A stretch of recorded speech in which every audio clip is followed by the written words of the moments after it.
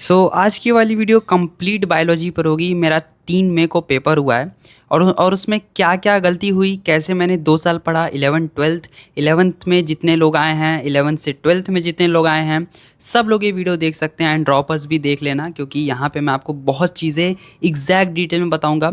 इस वीडियो में कोई प्रमोशन नहीं है, कोई चीज़ नहीं है, तो बिल्कुल फ्री होकर देखना, कंप्लीट वीडियो देखना। मैं आपको पूरी बताऊँगा हर चीज़ें, क्या चीज़ मैंने यूज़ की, कैसे, मतलब मैं आपको, देखो मैं ज़्यादा आपको यहाँ पे दूंगा क्या मैंने गलती किया, because I don't know the way how we can crack the exam, but I know the way कि जिससे आपका एग्ज़ाम क्रैक नहीं होगा। एंड आई वांट कि आप इस वीडियो को हाइप कर दो ताकि बहुत सारे लोगों तक ये वीडियो जाए, ठीक है। And so this is Aarveer and I have scored 92% in class 12th and 96.2% in class 10th। चलो स्टार्ट करते हैं। So this was my paper जो मैं यहाँ पे दे के आया हूँ। एंड इसमें जो बायो वाला पार्ट है, सबसे पहले तो देखो, बायो करते करते मेरा यहाँ पे 1.5 आवर लग गया। क्यों लगा, कैसे लगा, क्या मुझे क्वेश्चन नहीं आ रहा था करने, या फिर मुझे क्वेश्चन आ रहा था मैं टाइम नहीं मैनेज कर पाया, सारी चीज़ें बहुत डिटेल में बताऊंगा। एक एक चीज़ क्या करना है पूरे साल, कैसे करना है, ताकि आपका यहाँ पे मेजर काम हो सके। एंड कौन सी बुक आपको यूज़ करनी है, ठीक है। यहाँ स्पॉन्सर नहीं है, तो मैं आपको डिटेल में बताऊँगा क्या चीज़ें पढ़ना है। तो सबसे पहले यहाँ पे देखो, मैंने यहाँ पे एक पूरा स्लाइड बना के रखा हुआ है। और हाँ, ये मेरा क्लास 12th का बायो है एंड ये क्लास 11th वाली बायो की बुक है। कैसे इन दोनों बुक को मैंने शुरू से पढ़ा कि लगभग मेरे सारे क्वेश्चन सही हुए हैं, क्या करना है, नोट्स बनाना है कि नहीं, कैसे कौन सी बुक से क्वेश्चन प्रैक्टिस करना है, कितना क्वेश्चन प्रैक्टिस करना है, आपको कॉपी में नोट्स बनाना है, बुक में नोट्स बनाना है कि नोट्स बनाना है कि नहीं, एग्जैक्टली सारी चीज़ें बताऊंगा, ठीक है। बहुत ज़्यादा डिटेल में होगा। तो सबसे पहले समझो, बायो आपको पेपर में देगा 360 मार्क्स, ठीक है। आपको एम बना के चलना है कि हमारा बायो में फुल आए, ठीक है। वो तो पेपर के पे डिपेंड करेगा। हर साल आपको एक फ्रेश पेपर मिलता है, इसकी कोई गारंटी नहीं है कि पेपर इजी आएगा कि हार्ड आएगा। 2026 में सबको लगा कि पेपर बहुत ज़्यादा टफ आएगा, पूरे मतलब साइंटिस्ट भरे रहेंगे, आपको यूनिट वाइज मतलब देगा, मतलब जो आपके हर चैप्टर के स्टार्टिंग में जो मतलब चीज़ें दी गई हैं वहाँ वहाँ से आएगा सकता है, लेकिन ऐसा कुछ हुआ नहीं, ठीक है। तो सिंपल सी बात है, आपको बायो तो सबसे पहले समझ जाओ कि एनसीईआरटी से ही पढ़ना है। दूसरी चीज़ जो बायो पढ़ना है, अब उसमें क्या चीज़ें हैं, बायो में क्या क्या है। बायो में आपको यहाँ पे सबसे पहले तो नॉलेज गेन करना है। अगर आप यहाँ पे नॉलेज गेन करके पेपर में जाते हो विदाउट प्रैक्टिस, तो आपका टाइम नहीं मैनेज होगा अच्छे से, ठीक है। अब मेरे साथ क्या हुआ, यही वाली गड़बड़ हुई, टाइम मैनेज वाला। क्योंकि मैंने यहाँ पे, मुझे ऐसा लगता है कि मैंने ज़्यादा क्वेश्चंस प्रैक्टिस नहीं किया था। मेरे कंसेप्ट तो सारे स्ट्रांग थे, एक भी क्वेश्चन मुझे ऐसा नहीं लग रहा था कि ये मुझसे नहीं होगा या मैंने नहीं किया। ऑलरेडी मैंने सारे क्वेश्चन किए हुए हैं। मुझे 1.5 आवर्स लग गया सारे क्वेश्चन अटेम्प्ट करने में। एंड मेजर यहाँ पे क्वेश्चंस, मेजर मतलब सारे क्वेश्चंस लगभग सही हैं, ठीक। तो मार्क्स मैंने ऑलरेडी आपको बता दिया था, कम्युनिटी पोस्ट में आपने देख लिया होगा, या लास्ट में मैं आपको वीडियो में कंप्लीट बता दूंगा, पेपर भी दिखा दूंगा। देखो, अब आ गया बात, हमने बायो तो देख लिया। बायो में आया दो चीज़, नॉलेज एंड टाइम मैनेजमेंट। यहाँ टाइम मैनेजमेंट पे मैंने स्टार लगा के रखा है, क्योंकि यही डिसाइड करेगा कि आप अपना नॉलेज कैसे दिखा रहे हो। क्योंकि बायो ही नहीं करना है, सिलेक्शन बायो तो कराएगा, लेकिन उसके साथ फिजिक्स केमिस्ट्री पे भी हमें टच करना होगा एटलीस्ट। केमिस्ट्री अगर आप 40 क्वेश्चंस टच करते हो, तो फिजिक्स भी आपको एटलीस्ट 35 to 40 क्वेश्चंस टच करना ही होगा, तभी सिलेक्शन होगा। अब आप समझ गए होगे। अब नॉलेज आप कैसे लोगे। नॉलेज में देखो, नॉलेज लेने से पहले एक चीज़ जान लो, एक तो होता है कंसेप्ट मेकिंग। अगर आप 11th में आए हो तो आपको सिंपल सी बात है, आपने चैप्टर्स नहीं पढ़े हैं। अगर आप 12th में अभी आए हो तो आपने चैप्टर्स नहीं पढ़े हैं, लेकिन ड्रॉपर वाले बच्चों ने एटलीस्ट चैप्टर पढ़ा होता है। अगर वो लास्ट ईयर ही, मतलब लास्ट ईयर उनका 12th था, या इसी साल वो 12th दिए हैं, अब वो प्रिपेयर करेंगे 2027 के लिए, जैसे मेरे केस में। तो मुझे पिछले साल अभी जो मैंने पढ़ा, मुझे सारी चीज़ें याद है। कंसेप्ट आपको बनाना है। अगर आप क्लास 11th में हो, देखो 11th में हो, 12th में हो, तो आप कंसेप्ट बनाओ। क्योंकि मैंने भी शुरू में एक एक चैप्टर को लगभग 2-2 3-3 4-4 दिन दिया है। तब यहाँ पे जेनेटिक्स जैसे चैप्टर इतने क्लियर हो गए हैं कि हम उसे विद इन 20 to 35 मिनट्स पूरा रिवाइज कर लें A to Z, ठीक है। क्योंकि क्वेश्चन बहुत डिटेल में भी आ सकता है। लाइक देखो, कुछ क्वेश्चंस तो ऐसे रहेंगे जो आप रटे होगे, क्वेश्चंस आपको पेपर में मिल जाएगा, लेकिन कभी कभी क्वेश्चंस थोड़ा सा ट्रिकी आ सकता है। जैसा आपको पता होगा, वैसे तो बायो में ट्रिकी क्वेश्चंस नहीं आते हैं, ज़्यादातर मेमोरी बेस होता है। अगर आपको आता है तो आता है, वरना आपने नहीं पढ़ा तो आप उसे नहीं कर पाओगे, या फिर आप वहाँ एग्जाम में तुक्का मार के आओगे। वो वाला काम नहीं करना है। प्लस अगर आप 11th 12th में हो, आपने कंसेप्ट बनाया, अच्छे से एनसीईआरटी पढ़ो। एनसीईआरटी कैसा, आपने जो भी बैच लिया है, ठीक है, आपने जो भी, आप जिस भी कोचिंग से पढ़ते हो आप उनके बैच को फॉलो करो। अगर मैं अपना बताऊं तो मैंने यहाँ पे टीचर्स, अगर आप जानना चाहते हो कि मैंने टीचर्स को किन किन किन टीचर्स को फॉलो किया था, सो मैंने यहाँ पे बैच तो नहीं लिया था, लेकिन मैं यूट्यूब से ही पढ़ा था फ्रॉम वन शॉट वीडियोज़ या फिर एनसीईआरटी लाइन बाय लाइन। उससे मेरा 110% सारे कंसेप्ट बन गए थे। सो मैं यहाँ पे ये नहीं कहूँगा कि आपको बैच लेना पड़ेगा फॉर बायो, ठीक है। वहाँ पे भी टीचर्स पूरे अच्छे से पढ़ाते हैं, सारे क्वेश्चन कराते हैं। सो अगर आपको जानना होगा टीचर कौन सा, तो देख लो यहाँ पे 2 टीचर का मैं नाम लिख दे रहा हूँ, आप किसी भी से भी पढ़ सकते हो। मैंने जो पढ़ा था वो रुपेश सर के लेक्चर से पढ़ा था, ठीक है, और उन्हीं के नोट्स बनाए थे। अभी बताऊँगा नोट्स ज़रूरी है कि नहीं, ठीक है, या फिर आप यहाँ पे विपिन सर के लेक्चर से पढ़ सकते हो। सो यहाँ पे टीचर्स में मैं इतना ही बताऊँगा, ठीक है। आपकी मर्ज़ी है आपको किससे पढ़ना है, आपको जिन भी टीचर से समझ आता हो आप पढ़ लेना। लेकिन देखो, दूसरी बात आती है, कंसेप्ट तो बना लिए, लेकिन ये कंसेप्ट आपको ज़्यादा दिन याद नहीं रहेगा क्योंकि ये बायो है, ठीक है। अब बायो ही नहीं, अगर आप फिजिक्स केमिस्ट्री भी एक बार पढ़े, अगर आपने रिवाइज नहीं किया, आपने क्वेश्चन नहीं बनाया अगले दिन या उसके 10 दिन बाद ऐसे, तो वो भूल जाएगा। सो रिटेंशन में कैसे आना है, रिटेंशन का कुछ तरीका है। देखो अब इसका क्या तरीका है ये मैं आपको नहीं बताऊंगा, क्या आपको नहीं करना है ये ज़रूर बता दूंगा, ठीक है।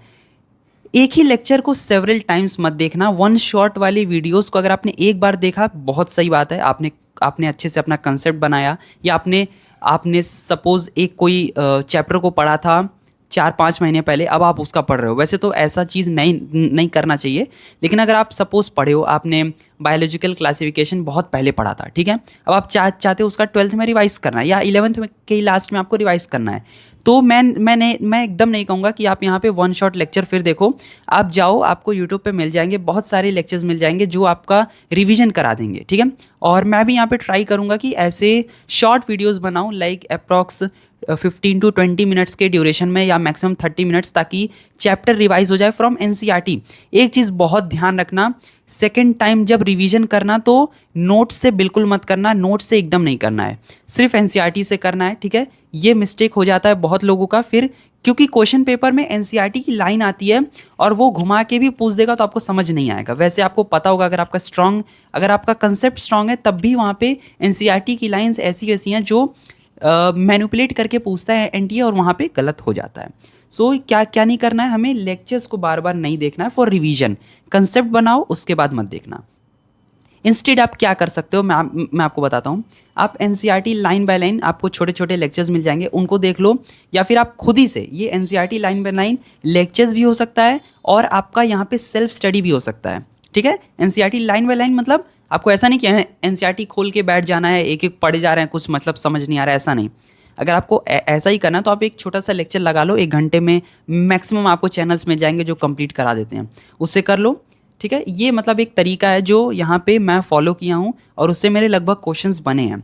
ऐसा नहीं 2026 में ही 25 का भी मैंने पेपर सॉल्व किया था, 24 इनफैक्ट मैंने 2013 से सारे पेपर सॉल्व किए थे, एंड 13 वगैरह में तो आउटसाइड एनसीईआरटी बहुत थे, लेकिन जो इनसाइड एनसीईआरटी थे वो सारे क्वेश्चंस बन गए थे। सो मैं आपको ये वाला तरीका सजेस्ट कर दूंगा, ठीक है। आप ये कर सकते हो, लेकिन ये तो एकदम मत करना, इससे टाइम वेस्ट होगा। इस वाले टाइम को लगाओ फिजिक्स केमिस्ट्री के क्वेश्चन सॉल्व करने में। सो आई होप आपको इतना समझ आ गया होगा कि हमें रिटेंशन कैसे करना है, ठीक है, हमें कंसेप्ट कैसे बनाना है। लेक्चर्स का ही एक तरीका है कंसेप्ट। अपने से एनसीईआरटी पढ़ोगे, एक सेंटेंस का 2-3 तरह से मीनिंग निकलता है, गड़बड़ हो जाएगा।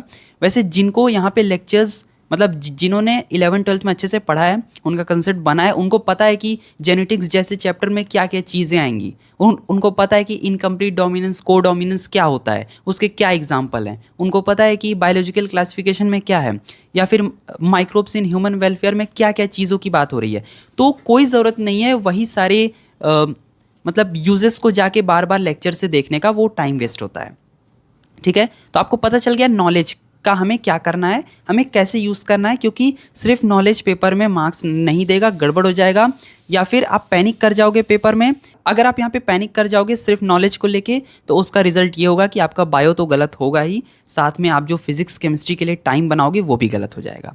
अब आते हैं सेकेंड टॉपिक, टाइम मैनेजमेंट। उसके लिए हमें यहाँ पे सेकेंड पेज पे चलना पड़ेगा। देखो, टाइम मैनेजमेंट का एक बहुत सिंपल सा केस आपको सब लोग बताते होंगे, यही एक तरीका है क्वेश्चन प्रैक्टिस, लेकिन डिटेल में किसी ने नहीं बताया होगा कैसे करना है। क्वेश्चन प्रैक्टिस करने का कई सारा तरीका है। या तो आप यहाँ पे अपने से एनसीईआरटी को उठाओ, उसमें से आपको जो प्रीवियस ईयर क्वेश्चन मिलते हैं उन्हीं को बार बार पढ़ो, उनके टॉपिक्स को पढ़ो। या फिर दूसरा तरीका ये है, ठीक है, यहाँ पे मैंने लिखा हुआ बट कैसे, क्योंकि ये मेरे मन में डाउट था। सो इसका मैंने जब अच्छे से रिसर्च किया या फिर मैंने खुद से जब जब ट्राई किया तो पता चला हमारे पास कुछ चीज़ें आती हैं, ठीक है। पहले तो देखो मॉड्यूल्स आता है, फिर एमटीजी की फिंगर टिप्स आती है, या फिर एनसीईआरटी पंच। इन तीनों में से कोई एक सॉल्व करना, तीनों दोनों, या फिर कोई मतलब ऐसे कॉम्बिनेशन मत बनाना कि हम ये भी कर लेंगे ये भी कर लेंगे, ना, ऐसे नहीं होता है। या तो आप पहले आपके पास अगर आप किसी कोचिंग में हो तो उसका यहाँ पे आप मॉड्यूल करो, ठीक है।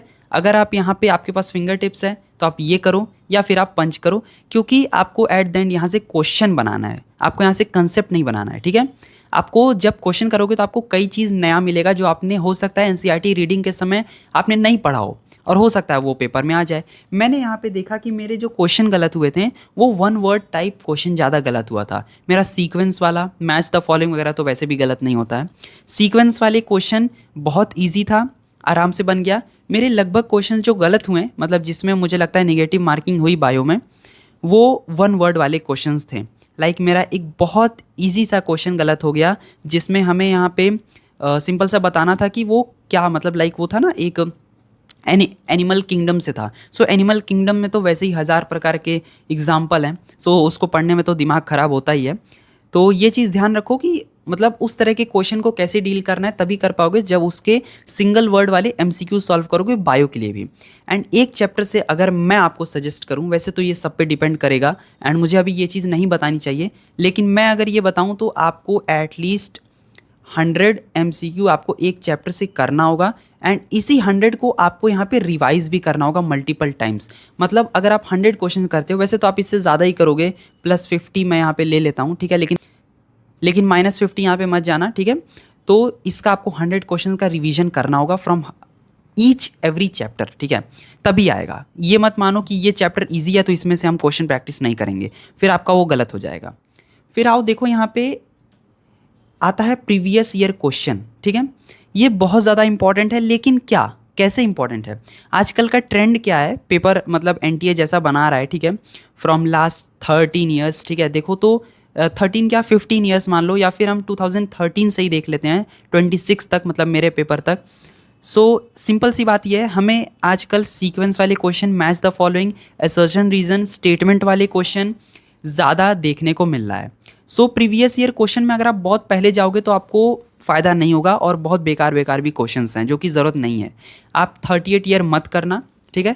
38 ईयर वाली आप बुक ले लो, ठीक है, उसमें ले लो, ताकि आप सेफ साइड पे अगर आपका कभी मन करता है कि हाँ हमें अब इस चैप्टर का पूरा मास्टर करना है, ठीक है, तो आप कर सकते हो। लेकिन मैं कहूँगा अगर आपको स्टार्टिंग है, आप एक एक चैप्टर को निपटा रहे हो, अगर 11th-12th में हो तो क्या क्या करो, सिंपल सा 15 ईयर्स का उसका करो, उसमें आपको मेजर आपके कंसेप्ट बन जाएंगे। या फिर आप 2013 से 2026 का करो, आपका मोर देन एनफ होगा, ठीक है।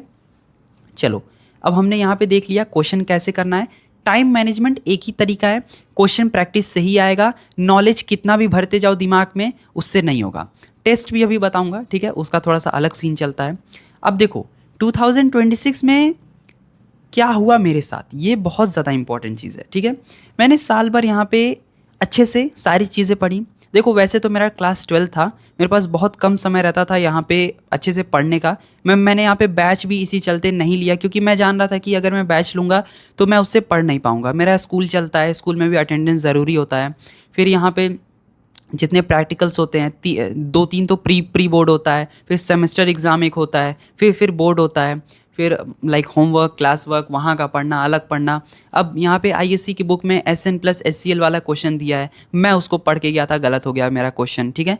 सो इस तरह के क्वेश्चंस बहुत सारे हैं जो यहाँ पे आपको अलग अलग बुक से नहीं पढ़ना है। सो अगर आप यहाँ पे पढ़ भी रहे हो तो आप एनसीईआरटी पढ़ना। वैसे मैंने केमिस्ट्री का इसमें बात नहीं करना चाहिए था, केमिस्ट्री का मैं अलग वीडियो बनाऊँगा। तो देखो क्वेश्चंस सही तो हुआ, सारा मेजर क्वेश्चन सही हुआ, लेकिन 1.5 आवर लग गया, ये बहुत बड़ा मिस्टेक था। जब 1.5 आवर लग गया, ठीक है, तो पैनिक स्टार्ट हुआ। OMR भी मैंने साथ में भरा था 1.5 आवर में ही, लेकिन तब भी 1.5 आवर जो बचे हैं देखो सिंपल सा 1.5 आवर तो बचा भी नहीं है। हमें जो 3 घंटा मिलता है पेपर करने को, ठीक है, वो 3 घंटा नहीं है। इसको आप मानो 2.5 आवर्स या उससे भी कम, इससे आप माइनस ही लेके चलो, ठीक है। क्वेश्चन हमें यहाँ पे पूरा पढ़ने का भी टाइम नहीं मिलता है, ठीक है। आपका आधा घंटा वो लोग वेस्ट कर देंगे। सो ये मान के चलो आपको 2.5 आवर मिला। इसमें आपको क्वेश्चन पढ़ना भी है और अपने से सही चूज़ भी करना है ऑप्शंस में से। ये आजकल वैसे पेपर नहीं आ रहे हैं कि 2023-24 जैसे से आप आजकल मैं देख रहा हूँ बहुत सारे लोग कंपेयर कर रहे हैं। वो कोई बात ही नहीं है कंपेयर करने का। पहले ऐसे क्वेश्चंस ही नहीं आते थे। पहले ऐसे क्वेश्चन आते थे, 1 लाइन का सेंटेंस होता है, ठीक है, उसके 4 ऑप्शन होते हैं, सिंगल चॉइस में आंसर। अब ऐसा नहीं है, आपको पहले तो क्वेश्चन पढ़ना है, इट्स आपको क्वेश्चन कह क्या रहा है, करेक्ट इनकरेक्ट, उसके बाद आपको पढ़ना है 4-5 उसके स्टेटमेंट्स बड़े बड़े, उसके बाद आपको ऑप्शंस 4 चूज करने हैं कि कौन सा सही है, ABC, PCD। तो इसमें मान के चलो कि आपको सिर्फ 2.5 आवर्स मिला है क्वेश्चन पढ़ के अटेम्प्ट करने का। अगर समझते ही रह जाओगे तो फिर क्वेश्चन कब करोगे, OMR कब भरोगे, ठीक है। सो यही सब हो गया, पैनिक हो गया एग्जाम में, 1.5 आवर लग गया, इसे इतना नहीं लगाना है। मेजर अगर आपका हो रहा है तो 1 आवर में आपका कंप्लीट हो जाना चाहिए, ठीक है। 2 घंटा आपको बचाना है, जिसमें आधा घंटा तो आपका वो लोग ले गए, ठीक है। एग्जामिनर आपका साइन इधर उधर, अटेंडेंस यहाँ वहाँ, यहाँ तक वो लोग फ़ोटो आगे खींच रहे थे 2-3 बार कि एडमिट कार्ड दिखाओ, फ़ोटो खींचना है। तो ये सारी चीज़ों में टाइम लग जाता है। अब आते हैं, बचा लगभग 1.5 घंटा। 1.5 घंटे में आपको फिजिक्स केमिस्ट्री करना है, जो कि मुझे नहीं लगता कि पॉसिबल होता है, ठीक है। हर साल का तरीका पेपर बनाने का तरीका अलग है। हो सकता है इस साल लोग किए हों, ठीक है। बहुत सारे मुझे दिख रहा है 720, 715, ठीक है। सही सही भी हो सकता है, गलत भी हो सकता है, मैं उस पर बात नहीं करूँगा। लेकिन हमें जो बात करनी है वो सिंपल है कि 1.5 आवर बायो में नहीं लगना चाहिए, लेकिन 35 मिनट भी में भी नहीं होगा। इतना मैं आपको क्लियर कर दूं, पेपर अब 35 मिनट वाला नहीं है। सो जितने भी लोग अगर बोल रहे हैं कि 35 मिनट्स में बायो करो, तो कह दो नहीं होगा, ठीक है। वो हो ही नहीं सकता, आप कितना भी स्पीड बना लो नहीं होगा, ठीक है। आप एक क्वेश्चन में क्या, आपको 3-4 लोग थोड़ी ना मिल रहे हैं आपका क्रॉस चेक करने के लिए कि हाँ ये नहीं है, हो सकता है ये होगा। ये आपको खुद ही करना है कि ये 3 ऑप्शन नहीं है, ये होगा। फिर हो सकता है ऐसा हो कि A, B, C, D है आपका, ठीक है। आपने A काटा, D काटा, B और C बचा। अब इसमें भी कन्फ्यूजन हो जाता है, ठीक है। सो ये सब आपको देख के चलना है। इसको कैसे मतलब सही करना है, टाइम मैनेजमेंट वाला पार्ट। देखो सिंपल सी बात है,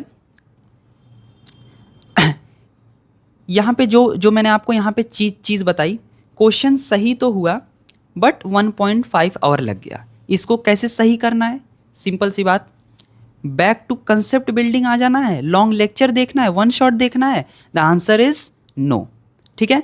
आपका कंसेप्ट यहाँ पे ख़राब नहीं है, आपका यहाँ पे टाइम मैनेजमेंट में दिक्कत है। वो 2 ही तरीके से सही होगा, क्वेश्चन प्रैक्टिस से, जो मैंने आपको बताया, अपने मॉड्यूल को करो, बार बार करो, अपने क्वेश्चन अपने अंदर वो आंसर दिमाग में बसा लो, ठीक है। एंड क्वेश्चन को टाइमर लगा के करना, लेकिन मॉड्यूल के क्वेश्चन टाइमर लगा के नहीं। आप जब टेस्ट देना तब आप टाइमर लगाना। एंड मैं आपको कहता हूँ, आप बायो में यहाँ पे टोटल 50 मिनट का टाइमर लगाओ, ठीक है। 50 मिनट का लगाओ, इसमें आपको टोटल 90 क्वेश्चंस भी करना है, पढ़ना भी है, चूज भी करना है, एंड साथ में इसका OMR भी भरना है। सिंपल सी बात है। अब देखो, रिवीजन करना है फ्रॉम NCERT, ठीक है। अगर आपने नोट्स बनाया हुआ है, ठीक है, आजकल तो ट्रेंड है लाइक नोट्स बनाने का कॉपीज़ में, सो ठीक है, वो भी ठीक है, सबका अलग अलग तरीका होता है। मैंने यहाँ पे कॉपी में नोट्स नहीं बनाया था, अभी मैं आपको डिटेल में बताऊंगा। मैंने कहा था ये वीडियो लंबी जाएगी तो इससे अच्छे से देखना। अब देखो, क्वेश्चन प्रैक्टिस रिवीजन से आपका यहाँ पे टाइम मैनेजमेंट होगा। टाइम मैनेजमेंट के लिए वापस से लेक्चर नहीं देखना है, ये one of the easiest way होता है प्रिपरेशन करने का। एंड ये आपको एक फॉल्स होप देता है। मुझे भी स्टार्टिंग में ये फॉल्स होप दिया था, लेकिन जब मैं यहाँ पे क्वेश्चन करा तो मुझे यहाँ पे क्वेश्चन नहीं बना, ठीक है। क्वेश्चन अपने से ही बनाना पड़ेगा। चलो ठीक है, अब आते हैं नोट्स बनाना है कि नहीं। ये एक बहुत ज़्यादा इंपॉर्टेंट क्वेश्चन होगा। एंड जितने भी 11th-12th में आए होंगे, क्लास 10 से जो 11th में आए होंगे, उनको ये लग रहा होगा कि क्लास 11th में तो जाएंगे, हम स्पायरल खरीदेंगे, उसमें नोट्स बनाएंगे, प्रॉपर 400-400 पेज का नोट्स होगा 11th-12th का। कुछ काम नहीं आएगा, सब रद्दी में चला जाएगा, कुछ काम नहीं आता है, ठीक है।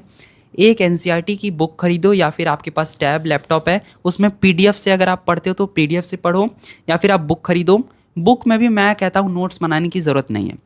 अगर आप सब चीज़ बुक में लिख दोगे, सपोज़ ये बुक थी, अब मैं आपको अपनी गलती बताता हूँ इसमें, ठीक है। इसमें मैंने सिर्फ वही चीज़ लिखा जो मुझे लगा, ठीक है। मैंने इसमें प्रीवियस ईयर क्वेश्चन मार्क किया, अभी मैं आपको डिटेल में बताऊंगा, ठीक है। मैंने इसमें सिर्फ जेनेटिक्स का यहाँ पे नोट्स बनाया क्योंकि वो एक ऐसा चैप्टर था जिनका मतलब ज़रूरत पड़ता है, ठीक है।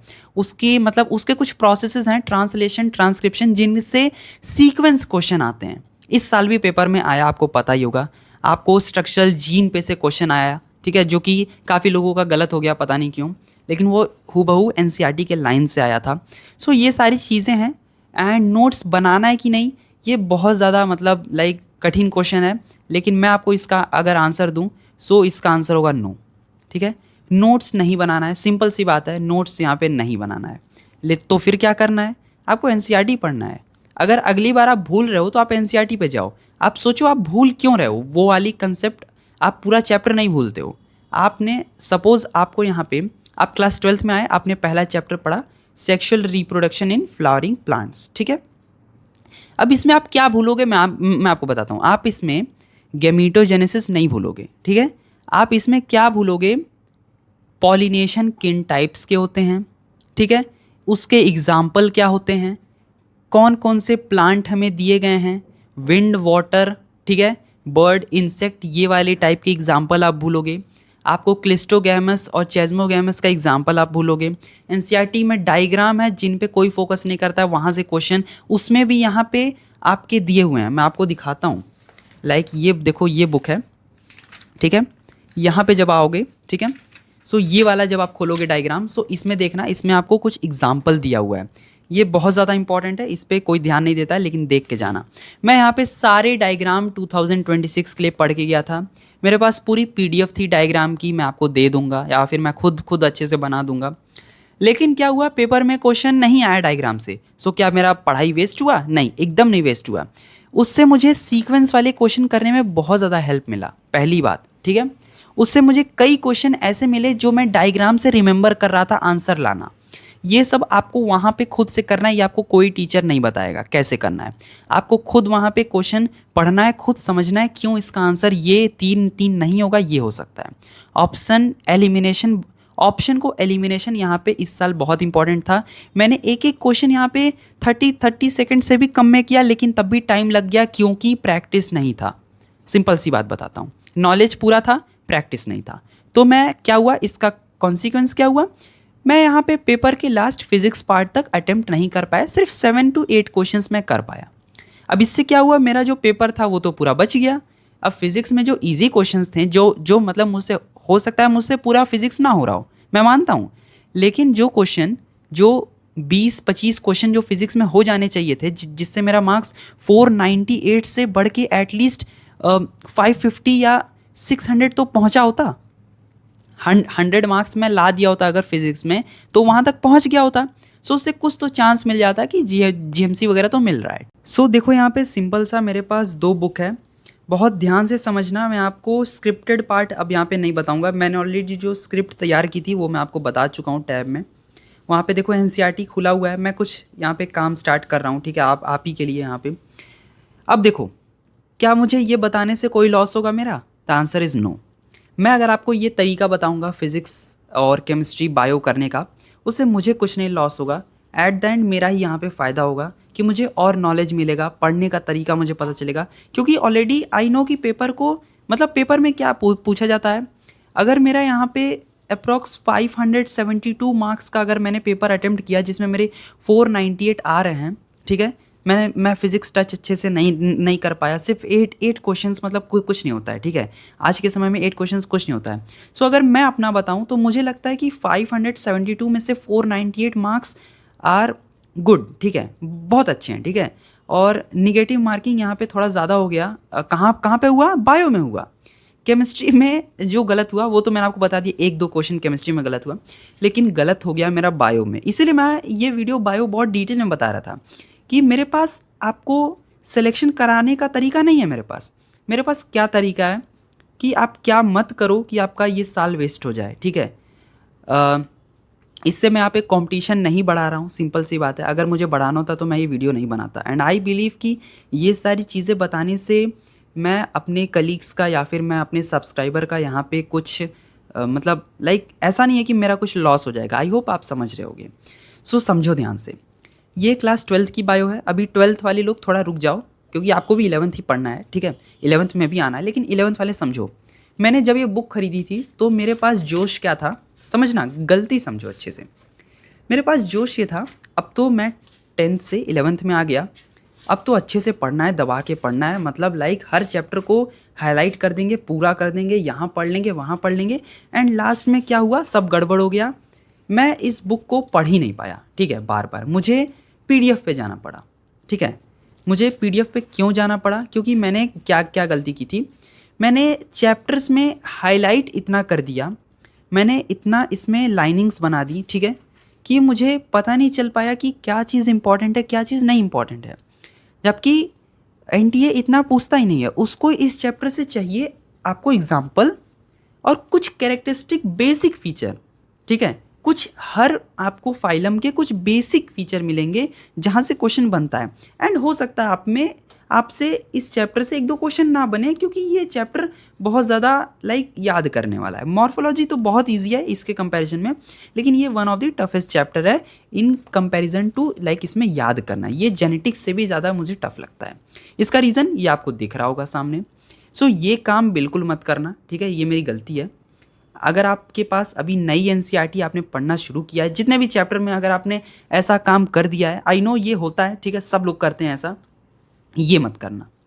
अगर आप एक चैप्टर को 3-4 बार पढ़ चुके, आपको पता, अगर आप 3-4 बार अगर आपने पढ़ लिया होगा ना, तो आपको पता चल गया होगा कि इसमें से क्या चीज़ इंपॉर्टेंट है। इसमें से डायग्राम इंपॉर्टेंट है, इसका आपको एग्जाम्पल याद होना चाहिए। एग्जाम्पल तो आपको एकदम याद होना चाहिए।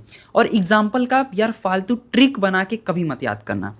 कोई भी ट्रिक काम नहीं आएगा, पेपर में सब गलत गलत हो जाएगा। आप इसमें 10 प्रकार के, हर फाइलम में 10-10 एग्जाम्पल है, एक दो में तो एक दो होगा, ठीक है। लेकिन अगर आप 10 का 10 निमोनिक बनाओगे, तब आप फिर समझो आप निमोनिक ही बनाते रह गए बायो में।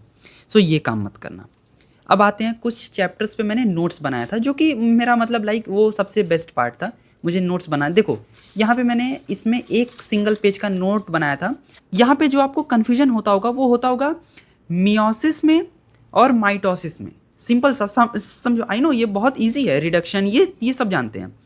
एक में ध्यान रखना, एक में यहाँ पे जो काइनेटोकोर है ये टूटता है, और एक में अगर 4 क्रोमोसोम है तो 2 आपके एक तरफ जाते हैं, 2 एक तरफ, मतलब वहाँ पे स्प्लिटिंग ऑफ काइनेटोकोर नहीं होता है।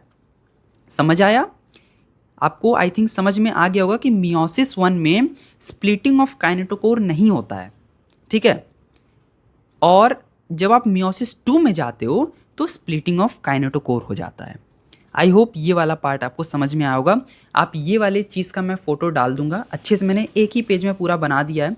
इससे आपको सब चीज़ समझ में आ जाएगा अगर आप चैप्टर नहीं भी पढ़ते हो। लेकिन ये गलती मत करना चैप्टर पढ़ना, क्योंकि एग्ज़ाम में इस चैप्टर के लाइन से क्वेश्चन आएगा, मेरे या फिर किसी के नोट्स से क्वेश्चन नहीं आता है। सिंपल सी बात है, notes are for concept making. और ये गलती मत करना कि आप यहाँ पे किसी के नोट्स से पढ़ाई कर रहे हो। मैं अपना नोट्स क्यों बायो का नहीं दिया, इसका रीज़न ये नहीं था। मैं सारे अपने नोट्स मैंने जितने बनाए थे सारे मैंने फ्री में दे दिया। इसका मैंने कोई चीज़ ना चार्ज किया ना कुछ। मैं आपको कहूँगा अगर आपको नोट्स ही करना है तो आप मेडीजी वगैरह टाइप की बुक खरीद लो। लेकिन अगर आपके पास पैसा नहीं है, अगर आप उसमें नहीं लगा सकते तो मत खरीदो। क्वेश्चन सॉल्विंग पर ज़्यादा ध्यान दो, अपनी ये एनसीईआरटी को पढ़ो। नोट्स बहुत ज़्यादा इंपॉर्टेंट है फॉर कंसेप्ट मेकिंग, लेकिन इतना मत बना लो लाइक फोटोसिंथेसिस जैसे चैप्टर का। अगर आप ये मान लो ये वाला जो आपका 10 पेज में एनसीईआरटी ख़त्म कर रहा है, उसका 20 पेज का अपना नोट्स बना रहे हो, तो उसका क्या मतलब है? कुछ नहीं मतलब है। एट द एंड क्वेश्चन आएगा इसकी लाइन से, क्वेश्चन आप यहीं से गलत करोगे, ठीक है। बहुत जिसका कंसेप्ट स्ट्रांग हो जाता है वो भी गलत कर देता है, और वो हूँ मैं, ठीक है। लेकिन वैसे मैंने अभी तक गलत नहीं किया, टेस्ट सीरीज़ वगैरह में ही मुझसे गलत हुआ था। सो इसका मैंने देखो कैसे नोट्स बनाया था, बहुत बहुत सिंपल कंसाइज, ठीक है। इसी में चिपका दिया ताकि जब भी पेज पलटूँ तो मुझे दिख जाए। अब रेस्पिरेशन में भी ऐसा ही किया, लेकिन सारे चैप्टर में नहीं किया, ठीक है। कुछ ह्यूमन फिजियोलॉजी का तो नोट्स बनाने का आई थिंक ज़रूरत नहीं है, ठीक है। आप बुक से ही पढ़ो, आप इसके चैप्टर पढ़ो, वो ज़्यादा इंपॉर्टेंट मतलब वो आपको ज़्यादा इंपॉर्टेंस होगा। हाँ, कुछ यहाँ पे पार्ट है जिसका आप चाहो तो थोड़ा थोड़ा ये सब देखो, इसको नोट्स में नहीं काउंट करेंगे। ये है कि आपने पढ़ा, ठीक है, आपको लगता है कि आप डायग्रामेटिक व्यू से ज़्यादा अच्छे से समझ सकते हो तो आप करो, लेकिन फालतू का ज़्यादा नोट्स मत बनाना, ठीक है। पोथियाँ जिसको कहते हैं उसको प्लीज़ मत मत करना। देखो कैसे यहाँ पे सिंपल सा लाइक टेबल के फॉर्म में ऐसे कर लो, ये ज़रूरी है।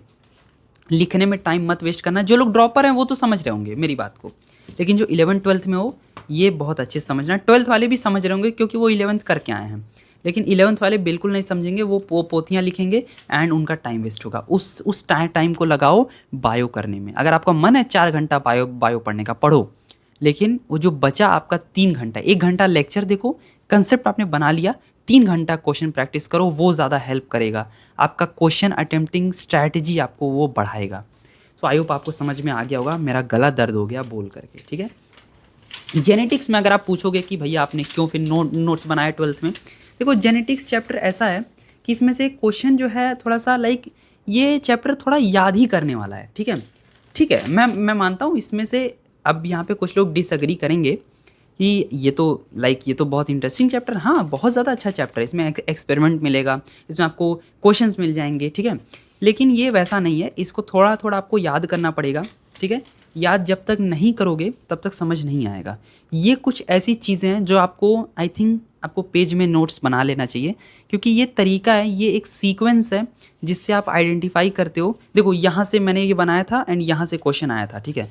मैं आपको दिखाता हूँ, लाइक फ्रॉम एनसीईआरटी के लाइन से इस बार क्वेश्चन क्या आया था। हाँ, यहाँ से ये वाले पार्ट से क्वेश्चन आया था, ठीक है, इस बार। एंड यहाँ कहीं दिया भी है, ये देखो, ये वाला सीक्वेंस आपको पता है। ये सारे नोट्स रुपेश सर के हैं, ठीक है। तो ये जब मैंने बनाया था तो ये मैं आपको बता दूं, मैंने बैच से नहीं बनाया था, ये मैंने बनाया था एनसीईआरटी लाइन बाय लाइन से। उस समय मैं देखो क्लास 12th में आते आते मैं समझ गया था क्या चीज़ हाईलाइट करना है, क्या चीज़ नहीं, आपको दिख रहा होगा। मैंने सिर्फ प्रीवियस ईयर क्वेश्चन को हाईलाइट किया है। सो आई होप आप समझ गए होगे कि हमें क्या चीज़ हाईलाइट करना है। ये उठ ही नहीं रहा है, देखो समझ गए ना। अब microbe in human welfare disease वाला चैप्टर, लाइक एक चैप्टर है, उसका नाम ही नहीं याद आ रहा है, ठीक है। यहाँ वाला, हाँ इसके पहले वाला ह्यूमन हेल्थ वाला, ठीक है। इसमें से तो बहुत सारी चीज़ें मैंने हाईलाइट ही नहीं की, क्योंकि मैं समझ गया कि बुक में लिखने से नहीं होगा, अपने दिमाग में उसको डालो, ठीक है। यही तरीका है पढ़ने का। इसमें मैंने देखो क्या क्या इसमें बनाया, सिर्फ लिख दिया कि हाँ ऐसे ऐसे होता है, जो कि मैंने फिर बाद में छोड़ दिया। मैंने कई बार इसी को बार बार पढ़ा, सो उससे यहाँ पे क्वेश्चन फिर सही होने लगा। Biotechnology one of the most important chapter, इस बार तो आपको पता है कितने क्वेश्चंस आए थे। सो बायो ऐसे ही पढ़ना है। आई होप आपको समझ में आ गया होगा। मॉड्यूल पे ज़्यादा फोकस करना, जो भी आप इंस्टीट्यूट में पढ़ते हो। एंड एक चीज़ मैं आपको थोड़ा सा इंपॉर्टेंट बताना चाहता हूँ। एंड यार देखो, सिंपल सी बात, मैं कुछ चीज़ें बताना चाहता हूँ। I get to many sponsors from brands जो अपने कोर्सेज को सेल करना चाहते हैं मेरे चैनल के थ्रू, लाइक मेरे ऑडियंस को मतलब बताना चाहते हैं कि हमारे भी कोर्सेज हैं। आई होप आप समझ रहे होगे कौन कौन से ब्रांड्स हैं। काफ़ी बड़े बड़े ब्रांड्स आते हैं, ठीक है। बहुत सारे ईमेल्स, मतलब ऐसे ऐसे ब्रांड्स हैं जिनको आप नहीं जानते होगे, वो ब्रांड्स भी आते हैं। दे ऑफर सो मच ऑफ मतलब इतना मनी कि लाइक मैं खुद नहीं सोचा था, लेकिन मैं यहाँ पे उससे बहुत बहुत कम प्राइस में, ठीक है, उस चीज़ को प्रमोट करता हूँ जो मैं खुद यूज़ करता हूँ, ठीक है। और आपको पता होगा कि मैं क्या चीज़ यूज़ करता हूँ, मैं वही चीज़ दिखाता हूँ जो मैं यूज़ करता हूँ। मैं हर अपनी अगली वीडियो में कोई अलग बैच को प्रमोट नहीं करता हूँ। ये बात बैच के लिए था। Book is completely different thing. Book अलग अलग, लाइक बुक ऐसी चीज़ है जिसका आप रिव्यू कर सकते हो। मेरे पास जो बुक आई उसका मैं आपको रिव्यू बना के डाला, तो आपको एटलीस्ट पता है कि हाँ बुक के अंदर क्या मिल रहा है। लेकिन बैच का मैं अगर प्रमोशन कर दूंगा अलग अलग ब्रांड्स का, देखो ऑफलाइन में मैंने आपको एक बता दिया, ठीक है, मैंने आपको ऑनलाइन बता दिया, लेकिन अगर ऑनलाइन के मेरे पास 10 ब्रांड आएंगे तो मैं उनका प्रमोशन नहीं कर पाऊंगा। सिंपल सी बात है, क्योंकि आई डोंट वांट कि लाइक मैं कुछ भी यहाँ पे बता दूँ, इतने सारे मतलब लोगों तक कोई ऐसा इन्फॉर्मेशन जाए जो मुझे नहीं लगता है, सिर्फ पैसों के लिए, ठीक है। तो इतना मेरा एडसेंस से आता है कि I don't want collaboration for मतलब लाइक एवरी ब्रांड, ठीक है, उतने की ज़रूरत नहीं है। सो ये थोड़ा सा इंपॉर्टेंट बात था जो मुझे आपको बताना था। एंड बाकी तो आप लोग बहुत ज़्यादा सपोर्टिव हो। लाइक अगर मैं आपको किसी वीडियो में बताता भी हूँ किसी चीज़ का तो आप उसे समझते हो, आपको लगता है कि हाँ भैया जो यूज़ कर रहे हैं या भाई जो यूज़ कर रहा है वो वही चीज़ें बता रहा है।